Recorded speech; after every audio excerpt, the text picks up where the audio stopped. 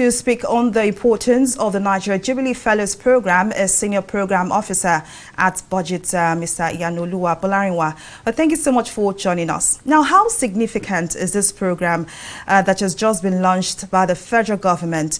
Now, remember that the Empower project is also still running. How much difference do you think this will make in addressing the issues of youth unemployment and social development? All right. Thank you very much for having me this evening. Thank you very much. And I think it's a very important topic that we are discussing this evening, youth empowerment, right? And also talking about the numbers of unemployment that we've seen so far, and putting Nigeria in a very tight avenue of having so much people out of work.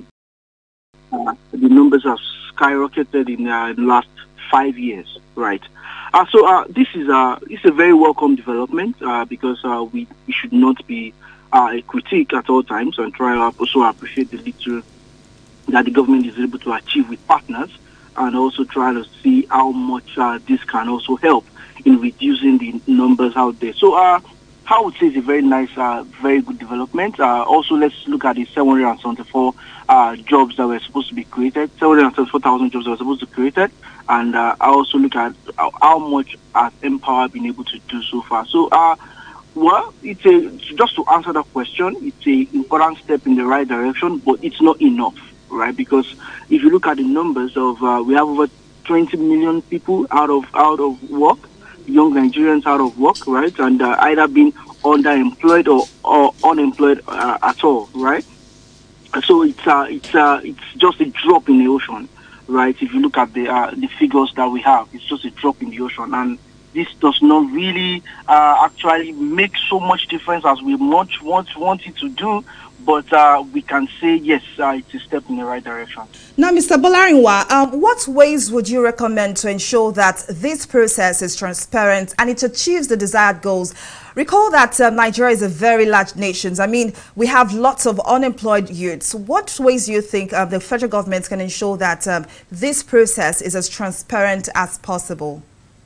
All right. Thank you very much for that question. And basically, I had hoped that's where our conversation would steer towards, because considering the kind of work that we do in the civic development space, and also as much as we also preach transparency and accountability, right? So the process I would have considered, and I want to believe that the government will also consider in making sure that this process is flawless and also not mad with I know you, you know me, kind of a procedure we usually see in Nigeria, is to actually look at from the local government level. Let us see people who are actually qualified for this program, because, you know, in time past, what we've seen, and, you know, sometimes the government even means well, right? The middleman sometimes is the problem, right? Because at the end of the day, you can't expect the government to be everywhere, but they've given the responsibility to some people.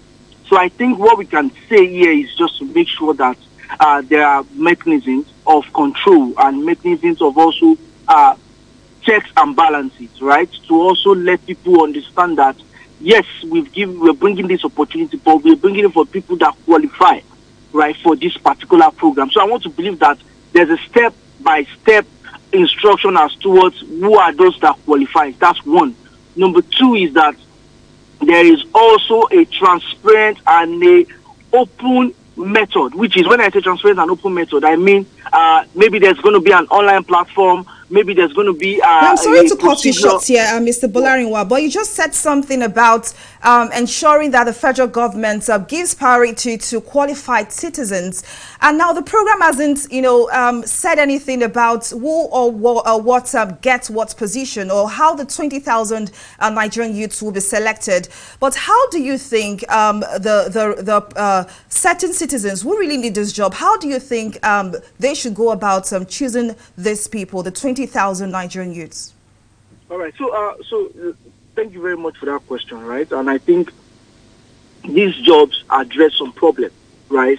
And I want to believe that we have qualified people in all of these sectors, right? So the government should please look at these sectors, right? Set qualifications, right? Which means, right, on the strength of that qualifications that have been set, these people can apply, right? And when they apply, rather, there is a unbiased board or an unbiased set of judges who select the people who are qualified for this job, right? And the reason why I'm saying this is because at the end of the day, there's still we hope and we pray that we are done with the era of nepotism, right? Where it's just my kinsmen that become qualified automatically because they are related to me. But I hope and pray that they are selected based on merit, right? And so let the government put out the qualifications and let people apply. So do your screening when the Nigerian youth have applied. Well, Senior Program Officer at Budget, Mr. IYANUOLUWA, thank you so much for speaking to us.